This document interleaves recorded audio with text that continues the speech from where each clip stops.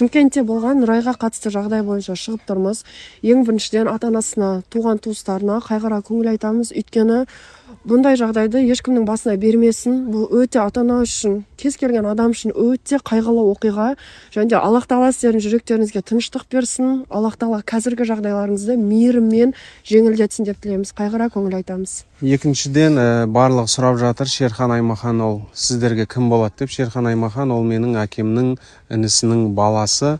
Ол біздің туысымыз, бірақ ешкімде өз отбасында осындай бір зұлымды тәрбиелеп шыға, осындай бір қылмыскер тәрбиелеп шығамыз деп ешкім ойламайды. Бұндай нәрсе енді ешкімде өз отбасының қызын біреудің қолынан аяқ асты өліп кеткенін қаламайды дегендей. Енді бұл екі отбасыға да өте ауыр. Ешкімнің отбасынан бұндай қылмыскер немесе ешкім отбасында осылай адам өлуін ешкімнің басына салмасын. Сот бойынша және жаза бойынша бізде әділ үкімін шыққанын қалаймыз. Қазақстанның заңы бойынша әділ жазалануын қалаймыз. Ешкімде бұл жерде қорғап алғысы келіп тұрған жоқ. Және де бұл енді біз қанша жыл жаза берсе де, қандай жаза берсе де біз Нұрайдың орнын толтыра алмаймыз. Сол үшін де біз Нұрайдың отбасына қайғыра көңіл айтамыз. Алла жеңілдігін берсін. Алла Тағала Нұрайдың жанын жәннатта қалсын.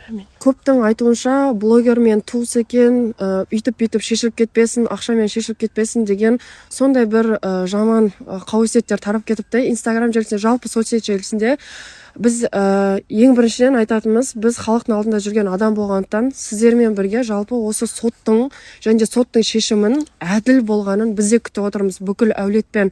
Сондықтан да Алла қаласа барлығы әділ болады деп, өзінің жасаған қылмысына әділ жазасын алады деп бізде күтіп отырмыз. Сол себепті де сіздер бізге жала жауып, бұлар блогерлер ғой, сөйтеді, бүйтеді, осылай шешіп кетеді деп өздеріңізге күнә арқаламаңыздар. Біздің ойымызда бірде-бір грамм ақтап алу жоқ, өйткені біз Алланың жазасынан қорқамыз.